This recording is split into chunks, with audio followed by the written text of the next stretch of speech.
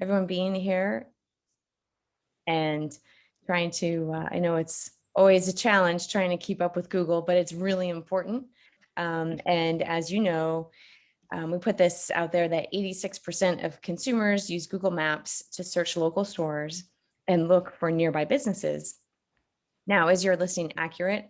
We're going to make sure that it is today and teach you hands-on how to shape up your Google listings so you can be found much more easily.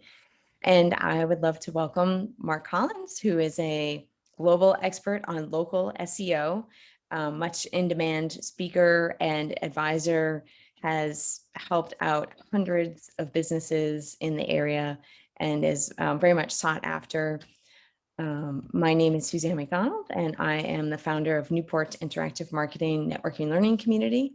We put on monthly, well, except for November, December, but monthly, even through the pandemic, we've been gathering online with experts like Mark to really showcase digital technologies, marketing, all these different tools that are out there that will make your business more effective with your marketing and be more successful.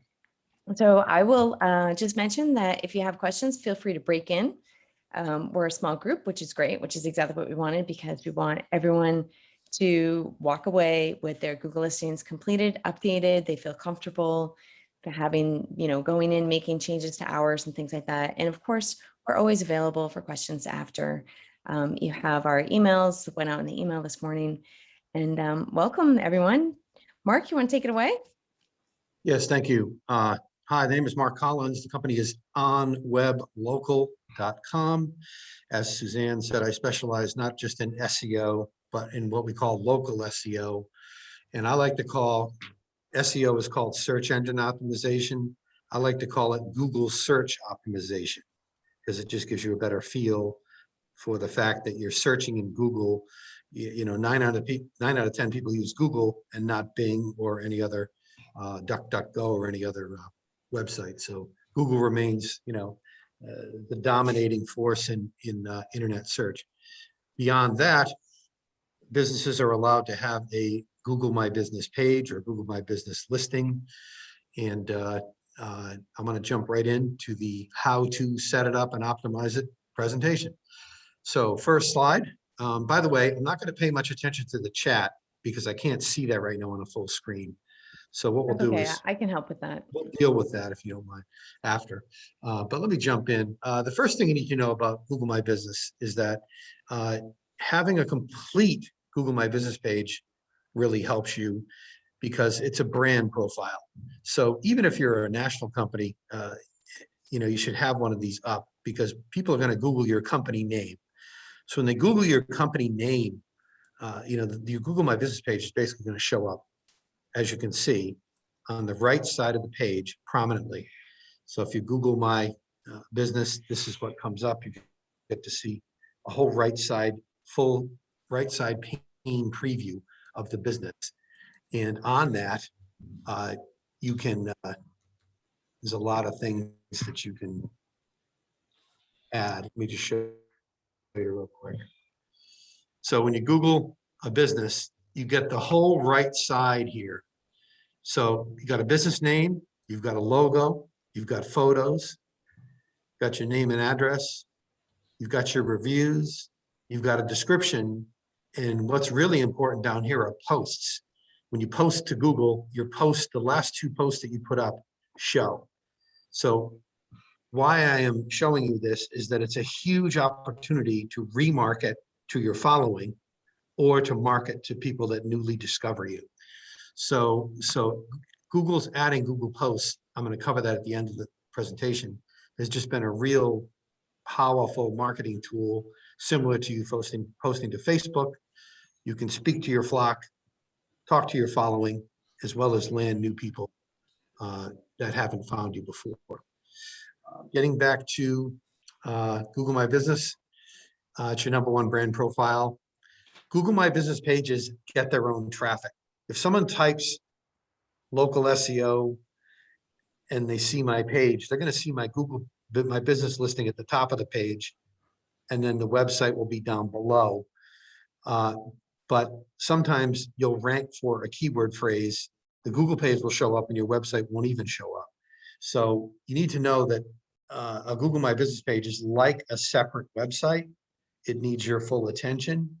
And really, if you're in local and you're trying to do business locally in a local area, your Google My Business and your website are both going to get you business. So it's that important.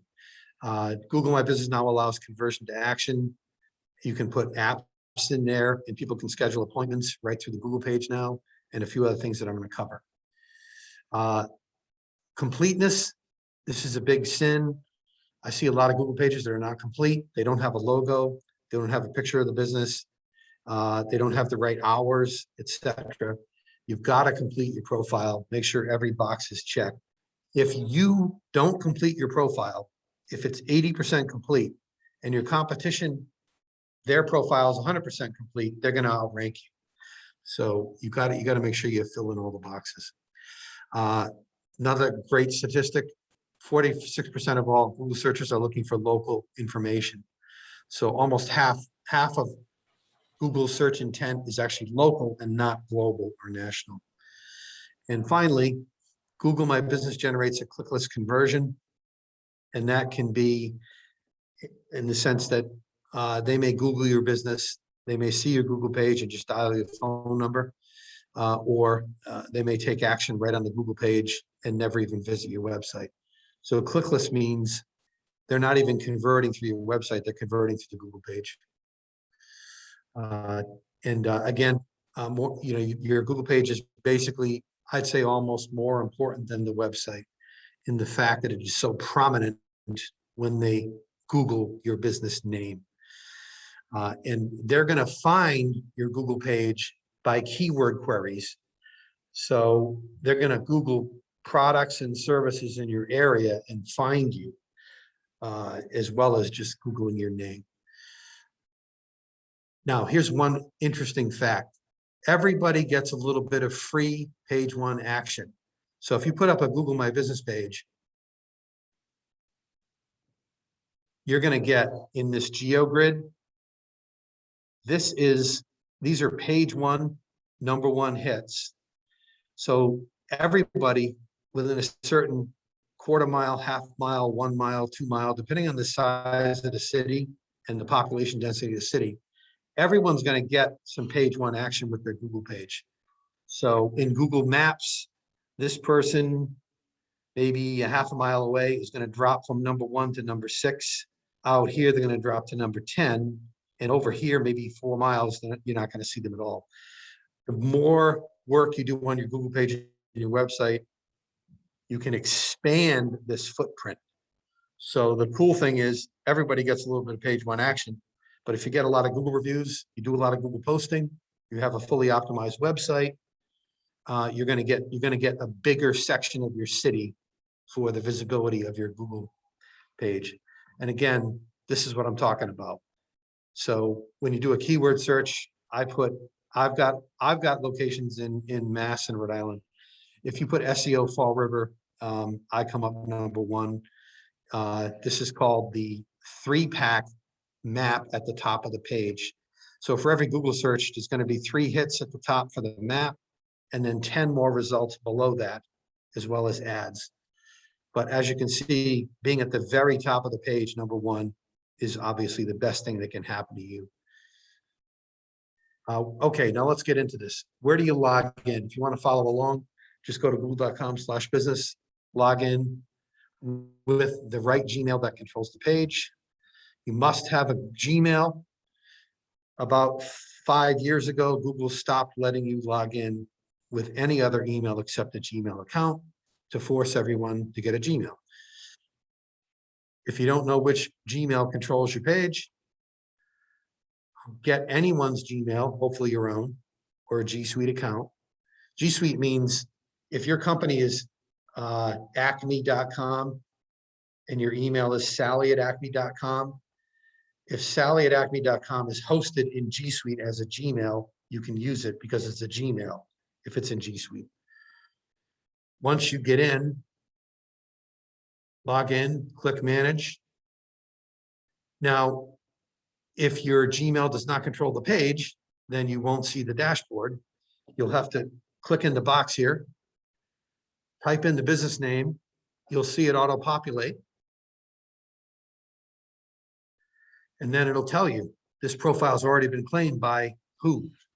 And then if you look, it'll reveal partially whose email controls it. So let me give you a real live example. I dealt with a propane company. They've got like 12 people in the office. Nobody knew whose Gmail controlled it. As soon as we did this little search that I just showed you, you know, they recognized the email, and it was for someone that was out on sick leave or something, and they were able to get in using his Gmail. So it'll basically reveal, give you a hint. If you don't recognize the email and it's a mystery, you can request access. Just click the request access button on the next screen. Fill out a short form, identify yourself. And then if there's no response within 3 days, you'll have the right, when you log in on the 4th day, to claim the page by either a phone call or a Google postcard in the mail. So I'm going to give you at the end of this a link to the presentation so you can have this forever as your guide. Now, once we're over that hurdle and you get in, this is your Google My Business dashboard. So when you log into google.com/business with the right Gmail, you'll see this. And basically the left column gives you all kinds of options, and the right side is obviously the fields that you fill in. Number 1, business name, address. In the world of local SEO, your NAPW, which is called your name, address, profile with website link, is hugely important. It's very important that you get this right. So a lot of folks don't use the right address. If you have a suite number or a unit number, make sure you put that in. Make sure the business name is exactly correct. Make sure you got the right zip code, etc. But this needs to be perfect because you can publish this information on other websites and they all need to line up perfectly. But let me give you some website obviously goes in. Let me give you some tips. Here's things that are people that are, here's things that. Oh, Mark, can we pause real quick? That whatever address and phone number you're using, you want to make sure that it matches your website. I don't know if you mentioned that. That's coming up. That's oh, coming okay, up. good. All right. Yep. Awesome. Let me show you. So the next thing is, okay, I'm way ahead of myself. Oh no, don't just wait. You don't have to talk about it right now. Just go back. No, to it's the next slide. Oh, okay. Sorry, I mean to mess you up. Okay, here's the thing you shouldn't do. If your company is Acme Liquors, and you're trying to sell wine, if you put Acme Liquors and wine, if and wine is not your actual business name, you can get suspended for that. A lot of people have figured out that the name is the most powerful SEO signal in local search is the business name. So people started trying to game the system and they started adding more words to their name. But if it's not your actual name, a competitor can report you and you can get suspended. The other thing is you shouldn't add town or city names unless, again, it matches the website. So your business name must match the website and be your real business name. I did have a coffee company that franchised, and it really helps if you can put Cafe Newport or Cafe North Kingstown in the name. So they're franchising, they're actually making the company call themselves Acme Coffee Newport. So it helps their SEO. So what we're doing is we're flipping it around and we're actually naming the franchises, the franchise name plus the actual city name, and that's completely legit and legal, and it's really going to help them. The other thing is phone numbers. I've had people use the same phone number for 2 different businesses and get suspended. You must have a unique phone number. Google needs to be able to differentiate your business from other businesses. Word of advice on that, Google Voice will give you a free phone number. You can set up a free phone number with Google Voice and just have it forward to your existing number and you'll be all set. I just did that yesterday. We had 4 financial planners in one office, and they had 3 different Google pages with the same phone number. So yesterday we made 3 different Google Voice numbers and we fixed all 3 of those listings. And that's going to get the 4th listing unsuspended. So fill in your hours, obviously. If you're not retail, always put 24 hours because you just always want to look like you're open. Attributes are a new thing they've added. Attributes are things like woman-led, veteran-led, and they also have all the other health and safety COVID attributes in there now. Description, this is not SEO active, which means if you stuff this with keywords, it doesn't matter. Google's not going to rank you any better if it has keywords in it. What this should do is tell people who you are and what you do. So your description is just 650 characters to give people a quick idea of what you do. Because when we look at the Google page, it's one of the more prominent areas that displays on the right side of the page. This is huge. This is the most exciting part. The 3 most exciting things right now in Google My Business are services, products, and posts. This is huge. Adding specific services to Google is something new. It's been around for about 1.5 years, but it can help you rank. So if your profile allows you to add services, make sure you fill them in.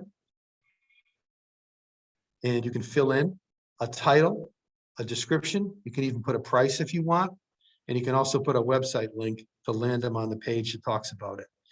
But this is really going to help your SEO, especially if your Google category doesn't match what you do. So very important, and it will generate SEO. The services tab, right here in the middle, you can see a tab show up in mobile. Now, Google has not rolled out service visibility in desktop yet, but they have rolled it out in mobile. So if you fill it in, you're not going to see it in desktop, but you and everybody else will see it in mobile.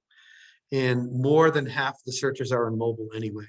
So hopefully they're going to roll it out to, to everyone soon. Products.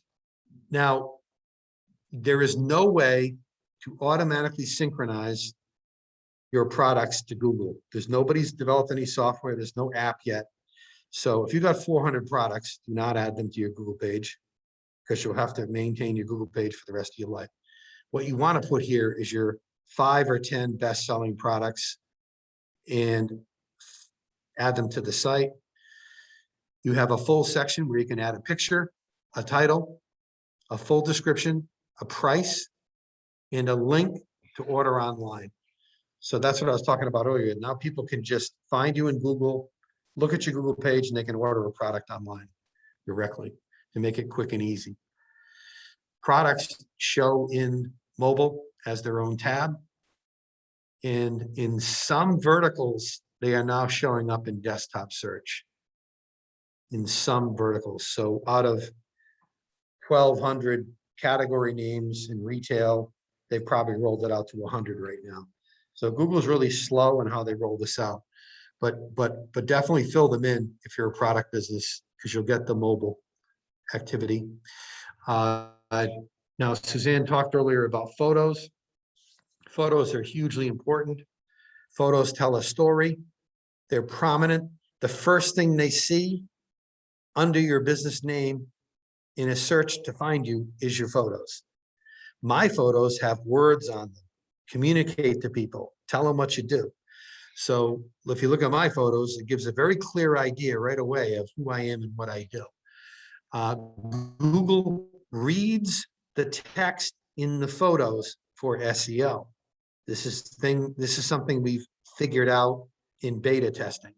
So having keywords burned right into your photo is helpful for your SEO. People want to get a feel. If you're a restaurant, you want to have pictures of the food, you want to have pictures of the inside.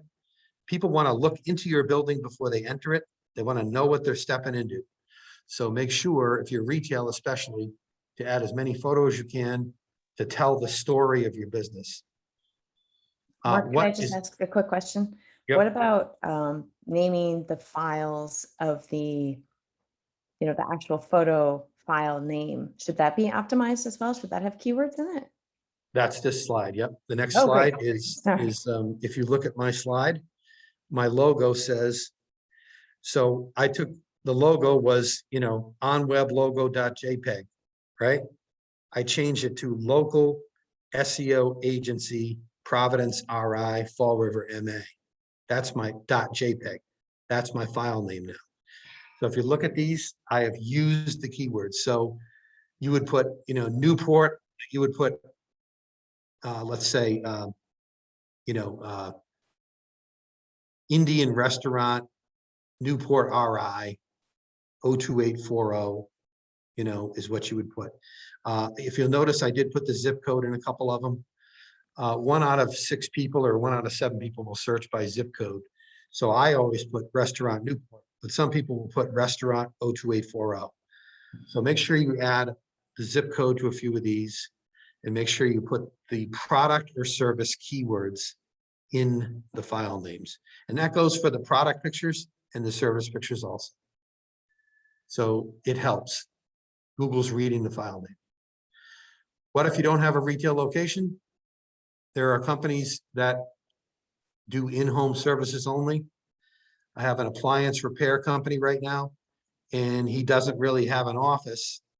So we had to define a service area for him. So in Google My Business, you would want to fill in your service area.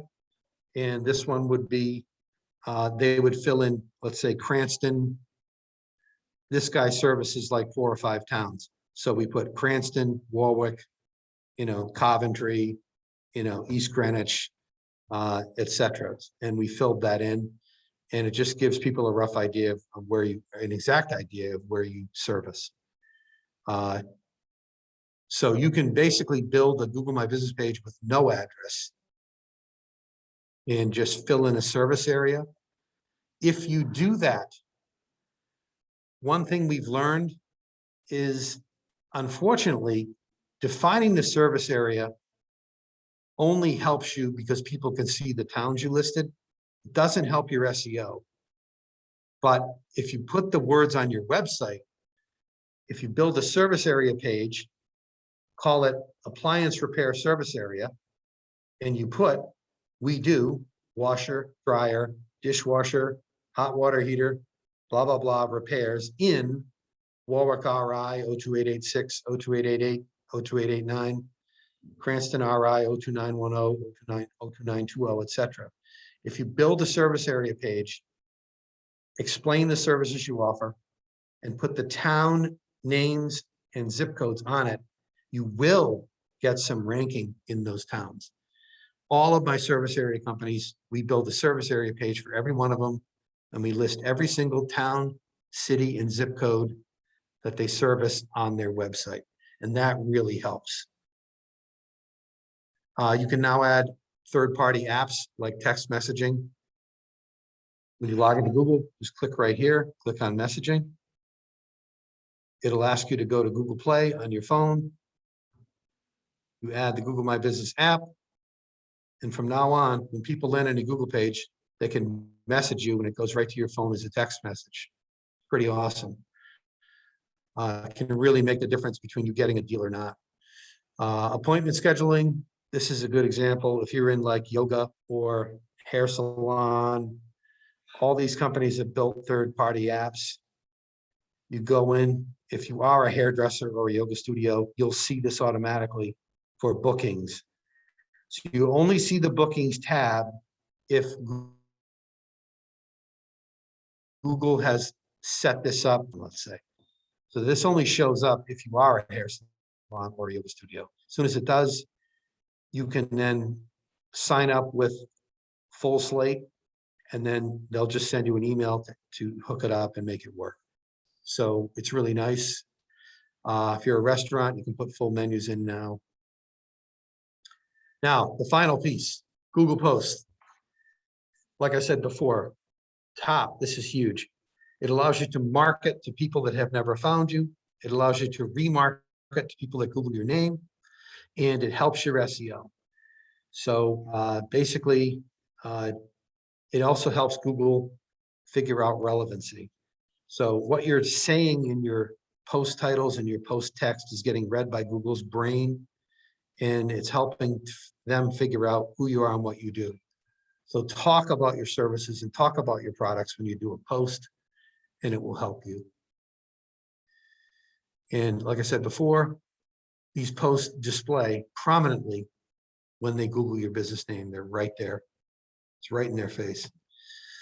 It's an SEO factor. Let's talk quickly about SEO. Why would your page be in number 1, 2, or 3 at the top of the page? There's a lot of factors that go into deciding how high you rank on the page, but Google Post Activity will help that a bit. The most powerful factor actually is reviews. So if your business has 3 reviews and your competition has 100, they're going to outrank you in most cases.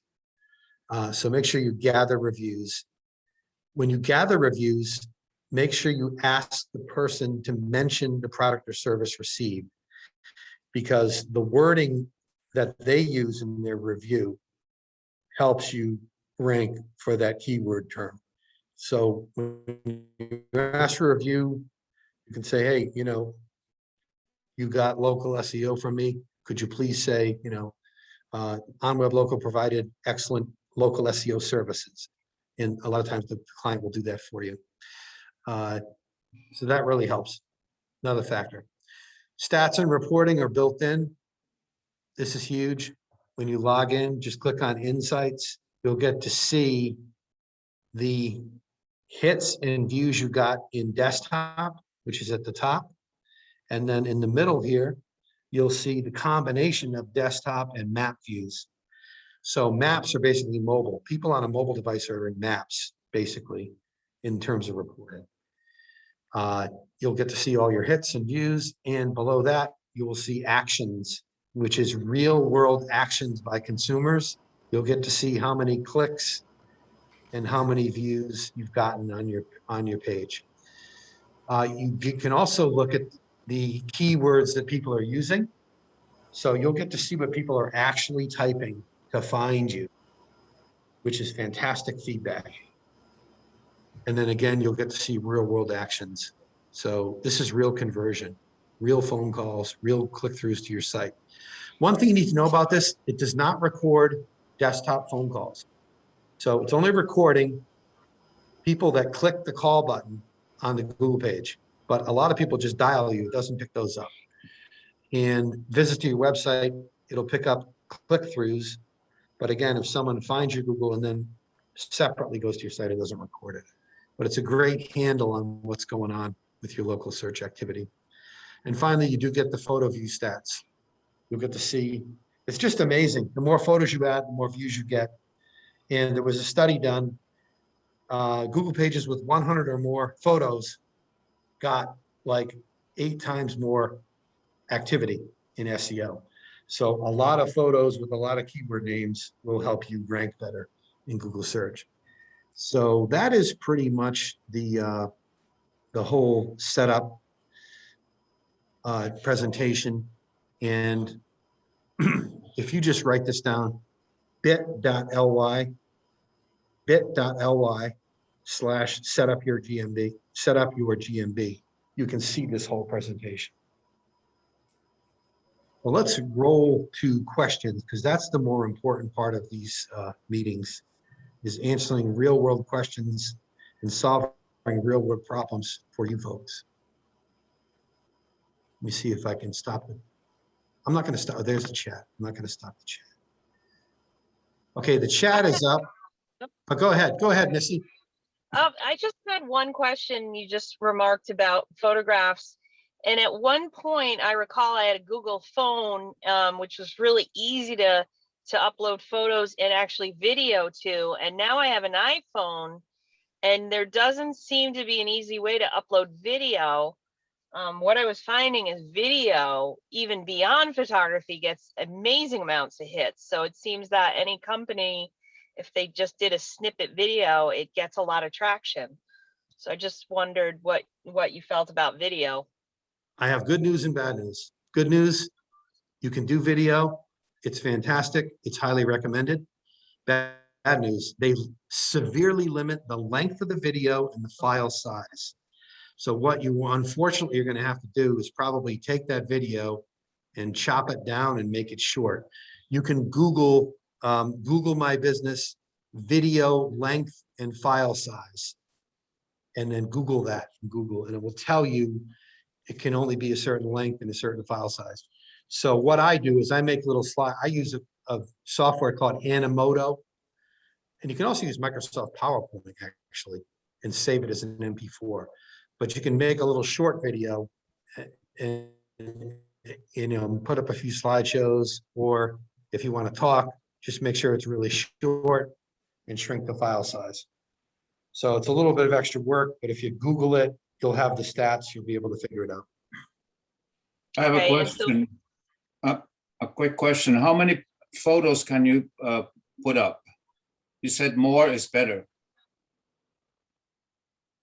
Yeah, I mean, I've never seen a limit. I've got a hotel, I think that has about 600, but, I'd probably put up, 50 to 100 probably be good. I think between 50 and maybe 200 is probably normal. But hitting the 100 mark seems to help. Thank you. And a follow-up question on the video. It sounds as though an MP4 is the preferred format. Do you know of any other format you can use short video?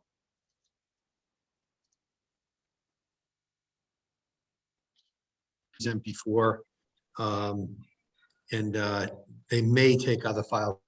I don't want to comment on that. Oh, Mark, sorry, could you repeat that again? It broke up on my end. Yeah, I only use MP4s. I'm sure if they'll take other types. I think I've had it reject from memory. It's rejected pretty much everything except an MP4. But again, if you Google that, you'll be able to figure that out. If it's a standard iPhone thing, it probably would take it, but I can't be sure. Thank you.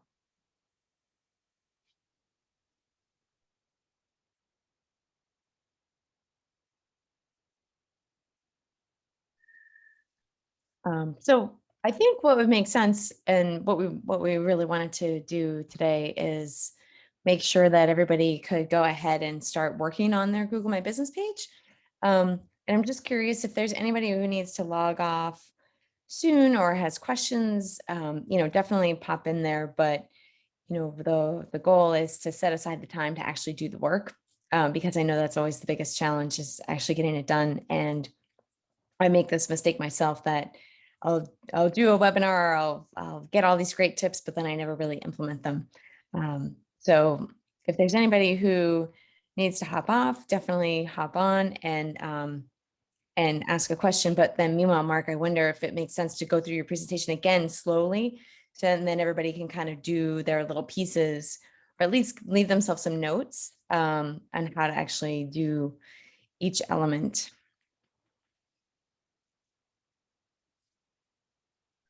Yeah, so you want me to restart?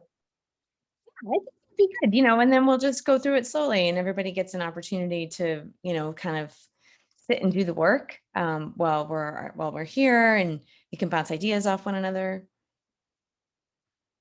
Sure thing. Let's do that. Because I think, it was great information as always, and pretty concise, which is great. But again, just while you have the time set aside to actually do the work, make the difference in your business.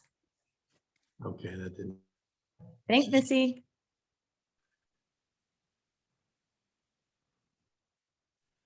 Okay, great. Let's just jump in to the setup. Yeah. Assume everybody's logged in. Is everybody logged in? Let's maybe start there. Okay. All right. So make sure everybody's logged in. Thing you're going to do is go to, once you're logged in here on the left side, info, you click on info, and then you would fill in company name and the category, the address. Categories are something that are very important. Google's really aren't that great. They haven't done a great job with the categories, but what you want to do is start typing in various things. Like I have a HVAC contractor, right? So we typed in HVAC and HVAC contractor came up. But then we also found air conditioner technician. We found furnace installer. We found related categories. It's recommended to add up to 5 categories. You shouldn't go beyond 5 categories because you'll dilute your search power. But so if you're a car dealer, you may be able to find Porsche dealer, Chevy dealer, etc. So searching and looking for more specific categories to give a good idea of what you do is very highly recommended.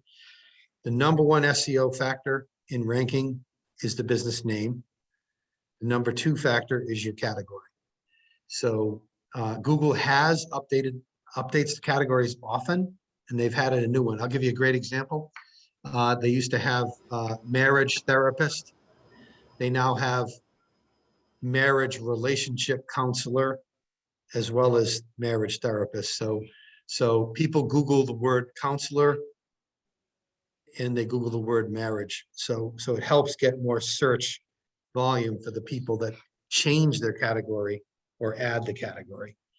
So it's very important. It's really powerful. Anybody have any questions on this before I move on to the next section? And I think your point about making sure that it matches what's on your website is really important. I've also heard, and I don't know if this is still true, but I know a lot of people have their phone number and their physical address in the footer of their website, but Yep. that it should also not be in the footer. It should be at the bottom of each page of content. Is that still true, Mark? Well, I don't know at a the challenge minimum, questions. it should be on the contact page. And I've heard from some people that the footer doesn't count. But I would always say it's got to be on the contact page. That's number 1.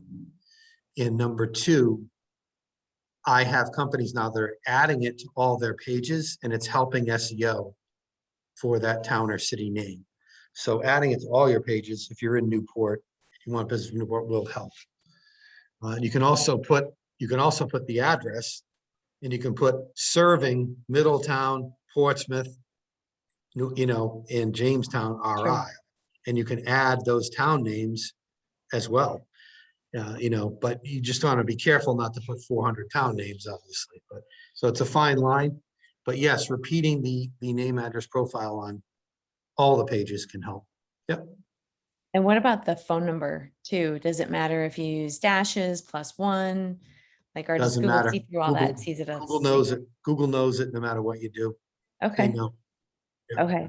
And then another quick tip, if you're not, it's pretty easy to pick up code online to make it so that people can click to call. So anytime they see a phone number, they can just click on their phone and call you, which is another great tip. It's fairly easy, or you can ask a developer to do it for you. We went over this. Put your hours in. Hours are very straightforward, very simple. If you're retail, put your exact hours. Most retailers I know are updating their hours every few weeks. You can also put special hours. So you can put your July 4th weekend hours. You can put your Labor Day weekend hours, etc. So very important if you're retail to stay on top of this hours thing exactly. Oh yeah, can I just say 100%? Like, I've driven places and Yeah. known that I need, I had to go someplace, I have to pick something up, and I check the maps first to see, and then they're not open. It is so frustrating. There's sort of no excuse, I think, because people are now into destination shopping. I'm not just out and about and thinking, oh, I'm gonna just pop by and grab something. No, I'm checking ahead of time before I go, because I know hours, everybody's hours are changing because of staffing and things like that. So meet your clients halfway, your customers halfway, please. Keep this updated. It's really important. In I the have a question. yes, go right ahead. So I just looked up, I thought I had one Google My Business, but I seem to have a duplicate. Can I, Yep.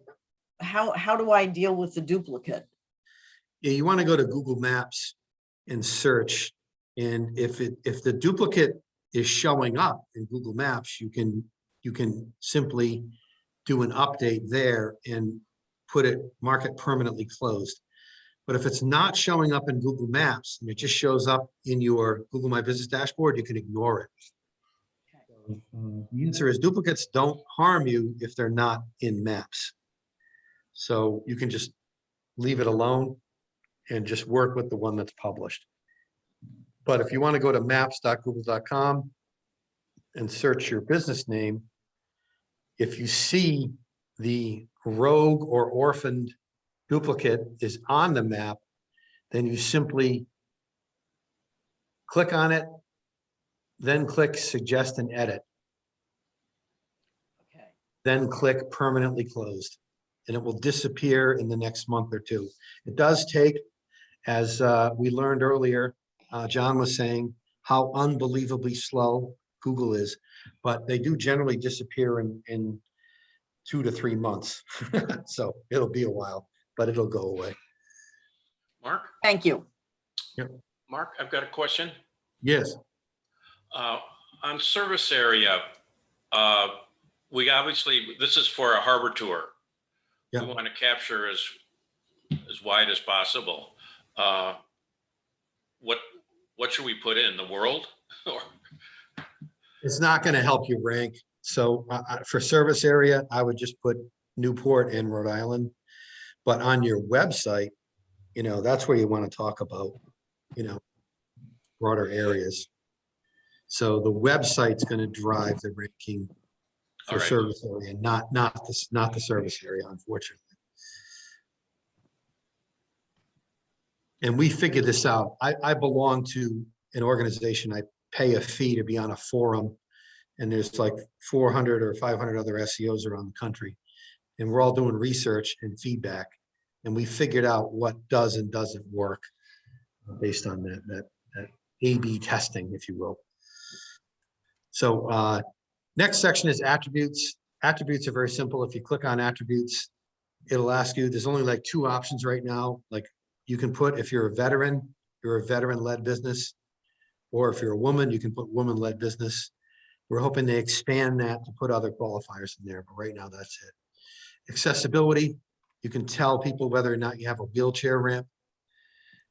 Beyond that, amenities would apply to certain businesses. And then they have the health and safety attributes for COVID. So I put appointment required, mask required, staff wear masks. But if you're a restaurant, you can also put things like staff disinfect surfaces, etc. And that's it. Service options, they've added online appointments because of COVID. They've also added curbside pickup for restaurants and things. So if you're a retail business, make sure you click on the service options in attributes and make sure you add as many that apply to you, because it will display prominently. Beyond that, we talked about description. This is not going to help your SEO, but it's going to help your marketing. Be explanatory and persuasive. Entice people to want to do business with you in this description. And then we talked about services. Has anybody here tried to add services or products today? All right. If you haven't, it's very, very simple. You just click add service. It pops up a box. You've got title, price, description, and you can put a link to a page on your site that talks about it. Oh, that's a key point, right? To include a link to the page so if you have, Here's the sunset, product. Yep. Here's the sunset product one. tours. Let's take Gansett for a second. So if you have sunset tours, you could write a whole service about sunset tours and then link to that specific page as opposed to your homepage. Yep. I didn't show it on services, but in products, you can see it right here. You can have a button. It can be order online, learn more. There's a couple other sign up. There's a bunch of options for the button name. And then you can just drop the link right there. And as soon as you click enter, when it publishes, people will be able to click right through. So that's huge. Google Posts also allow you to link to a page on your website, which is huge. So very, very helpful feature. And Google Posts, do those need to be very different from, let's say, what you may be posting on Facebook or Instagram, anything like that? You know, all of my social media companies are using the same post for Facebook, Google My Business, and they've just added it as another channel. It's another channel to speak to your flock. But I'm giving the social media people kind of like a keyword list, because your keywords in the world of social media, keywords and tags tend to line up pretty good. So Right, I the give them my hashtags, yeah. keywords. Sometimes they'll use the hashtags for product or service names and keywords. So have- that's Right. where the interplay comes in. Go ahead. And I have well, a- it would. Oh, go I have ahead. one question. I missed the part because I had a client coming over. Is this all free? First question, and how do they make any money? It's Great free question. because Google runs Google Ads. So basically right now, Google My Business has been free for the last 15, 20 years since they put it out. And the reason it's free is, you know, if you want to do better, you can pay for ads. So Google makes its money on Google Ads, really. Like I said, for bigger companies, I do Google pages for my bigger companies, but they're also running ads. So And you know the paranoia, right? That they say Google is collecting all your information and selling it, or showering you with ads. Is this a problem? I mean, you know, like I said, Google You is, can't beat them, join them. if you can't, that's kind of what I was gonna say. It is what it is. We don't have any control over it. All I'm saying is Google's the #1 search engine in the world. 9 out of 10 people are in Google searching for stuff. Put up a Google page and you'll get your piece of the pie. But yes, you're gonna have to play by Google's rules. And yeah, I make my living helping people with Google, but I don't necessarily like them, if you want my answer. So, Thanks for being forward, Frank. just to be funny, but they are, I'll give them credit. I will give Google My Business credit. You know, they have been pretty responsive to doing the right thing eventually. But as John's finding out with this cliff walk thing, they can also be a typical gigantic ivory tower bureaucracy where the left hand doesn't know what the right hand's doing, and it takes you 3 months to get something fixed. So it's a mixed bag. But luckily, the software, this dashboard they've designed is pretty foolproof. And if you just throw it out and do everything you're supposed to do, it'll help you. The other thought that I had was to try to ping them on Twitter. I just had a Google Drive issue and it took them a couple days, but they did get back to me with a solution. I had all content that I probably had 100 files in a folder that went poof one day. My brain went also. So I tweeted them and they came back in with a couple days and said that the files are there, they're just not in the folders, but you can go in and undo anything that a user has done and restore that user's profile. So I'm not exactly sure what happened. My sense is that either myself or my intern working in this massive folder so quickly, something crazy happened. But we were able to restore it. So they will get back to you. And yeah, Twitter is great for that. You know, if you just say, But hey, I need help with did you this. ping Google or Google Drive or Google's G Suite? Who did you ping? You know what? I'm not sure. I would just have to look at Because that Google little- My Business had Twitter support and they shut it down. Oh, really? So, yep. So it hasn't worked in the last like 6 months. So Mm. Google My Business support is not working right now for Twitter. Google Drive. Yeah. Google Drive, they're responding. Yeah, that's Yeah. good. I'm glad they're responding. But Well, if it were me, I would just paying whoever. Yeah. You know, this is the squeaky wheel. This is why Twitter works, right? Is that eventually somebody gets back to you. So beyond that, uploading photos, left column, just click on the word photos. And then look at the top here, you just click the add photos button and you can add the photos right in. Very simple, very straightforward. Same thing with video. There's an add video button, but you want to Google the video size and length requirements before you try it. If it's too big or it's too long, you'll upload it and it will just sit there and spin and nothing will ever happen. And then a week later, it'll disappear. So just make sure it's small enough for them to tolerate. And then don't forget your file, to rename the file. If it's if the file name is 06292021.jpg, which is today's date, let's say, .img or whatever, just change it to, you know, whatever your service is. So if you're, you know, a restaurant, like I said before, you know, you could put Mexican restaurant, Newport RI 02840 as a file name. And then maybe, you know, Mexican food, Newport RI 02840, and then maybe Mexican cuisine, you know, just mix up your keywords and describe what's in the photo as well as who you are and what you do and where you are.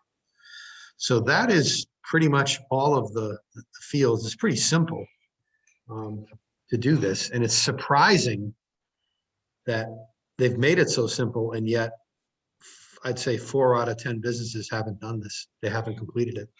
So you're literally leaving business on the table if you don't fill in all the blanks. And again, I would say in the COVID shifted world of how people are consuming, right? There's not a lot. Well, I mean, I guess if you're on vacation, right, people like to browse around and look around. But if you're, especially on the island, or when you know that there's going to be traffic, the likelihood that you're just going to like drive downtown and not know what's going on, or if the place is open, or what place to go to. I mean, I've lived here for decades, and I'm constantly like searching restaurants and maps because I just not like what do I feel like? What do I feel like doing? And so then I click the open now, right? So if your hours aren't right, again, I'm not even seeing you. You're not even coming up, and I think that that's really key. And I think Make the sure other part of these that things is are done. voice search. Most people are now talking to their phone or talking to Alexa in their house. And if you don't get this thing perfect, you're not going to show up in voice search. So it's a big key to voice search. And you want to make sure that you have other profiles up. So one of the keys to voice search is if your name, phone number, and address aren't on your Facebook page, okay, it may actually affect your voice search. Google may go to somebody else. So I want to talk about name, address, profile should be the same on Google My Business as it is on your Facebook page, as it is on your Yelp page, and as it would be in local business directories. One thing I didn't mention is that adding your business to business directory websites definitely helps local SEO. One of the major factors in local search is your presence in directories. Business directory sites are sites like Merchant Circle, Manta, Hot Frog, Insider Pages. Those are just, if you talk to Yext and Yodel and Haibu and Super Pages, they're going to call you. They're going to want you to get into the directories. You do need to get into the directories. It does help you. What about Better Business Bureau or even the chamber? You know, the chamber is sponsoring this. Big profiles are huge. So BBB is one of the top directories that we recommend, as well as your local chamber. If you can get a link from your local chamber, it's huge. So your local chamber can really help you with SEO. So And if you think join about the it, chamber and get listed, and you'll definitely move SEO up to lift. page 1 a lot faster. Yeah, if you think about it, right, we're talking about machines, like we're trying to make it simple for the machines to understand where we fit in the world of business in a specific location.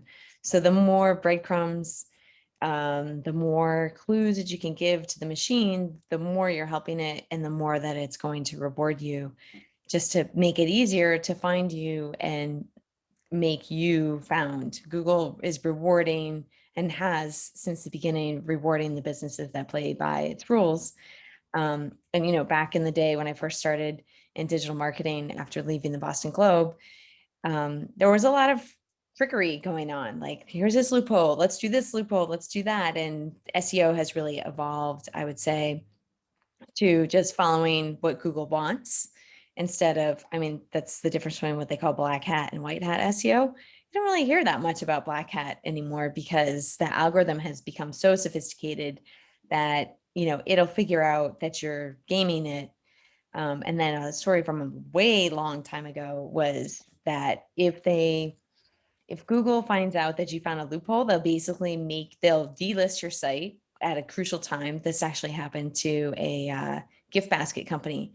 So right before Thanksgiving, Google knew that they were doing things that were not quite, you know, within the terms of service. And so they delisted the site. And one of the ways to get your site relisted is that you detail exactly how you did it. So this has been going on for a dozen years, right? And Google now has figured out a lot of the loopholes. So it's just easier to play by the rules. And I think today what Mark has mapped out shows that it's actually pretty straightforward. You know, you just have to do the work. And, you know, there's a couple things, but to be paying attention to details that will help you really make sure that you're able to be effective. Yeah, there's a resource for the directories. There's a company called Bright Local, and they list the top business directories by domain authority. So if you just Google Bright Local top business directories, period, in Google, you'll get the list. And you can add yourself. It'll say Merchant Circle, Manta, Hot Frog, Insider Pages, BBB, etc. And one thing I learned from one of my competitors in my business, we all communicate with each other. We don't compete, we cooperate. So Tom Patterson, actually from Pro Internet in Providence, is we before COVID, we had lunch once a month and we would just tell each other all of our secrets. One of the things Tom told me was if you trick out your Merchant Circle and your Manta and your Yelp and just 3 or 4 or even 5 of your directory profiles and add photos and videos and longer descriptions, it helps you rank. You're beefing up your brand profile by doing that. And I've been doing that ever since. So I put my clients in the top 50 or the top 70. But when I'm done, I'll then go in and just pick 5 of the biggest ones and just add more information.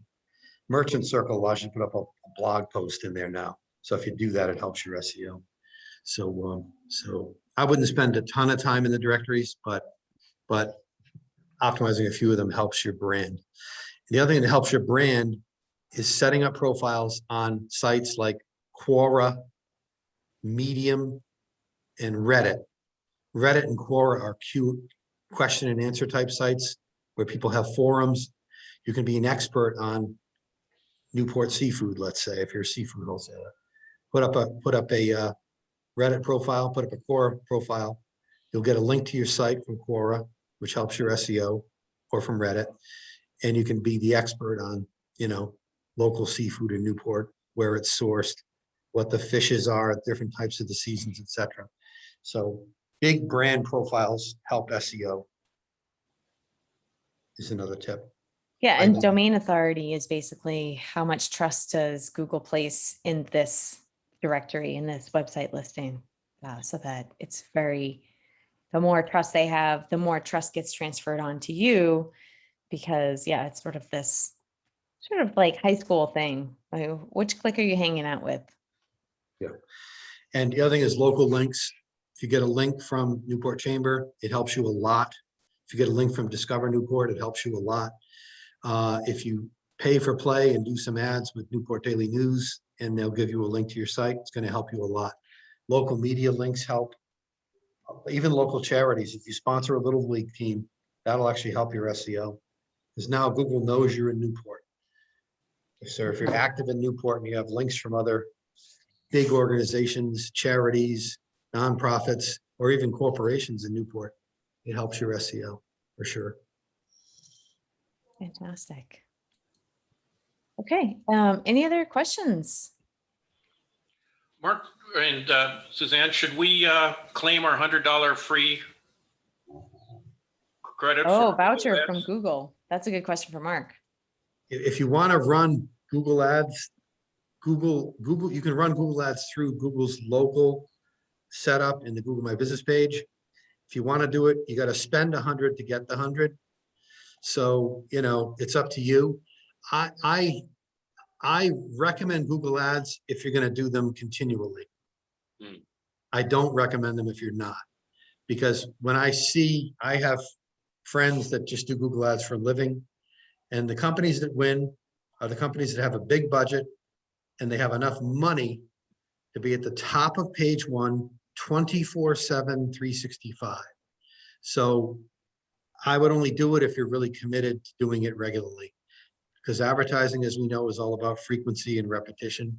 And obviously peak season. If you're in the summertime, I would say yes. If you're in Newport and it's summer, do some Google Ads.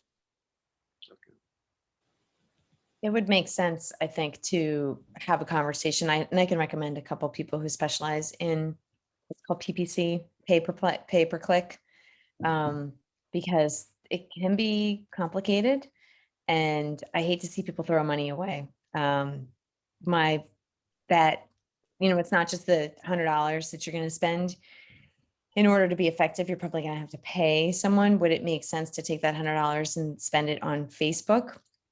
And uploading your email list to create a like audience? That would probably be more effective spend of $100 is my understanding. Mark, do you have an opinion on that? The problem is, you know, restaurant, the word restaurant, you're going to pay $20 a click for that. And that's Yeah. a click. That's not a lead. It's not a phone call. It's just a click. Mhm. So restaurant Newport RI, you can hit page one. And if someone clicks on it, Google's going to charge you $20. But if they don't That's 4 take any clicks. further action, you're out $20. So you can blow through your 100 in 4 minutes. So I don't like Google Ads because they're exorbitantly expensive for high volume, high traffic keywords. But I do like them for if you're a new business, it's going to take you a year or two to show up in Google.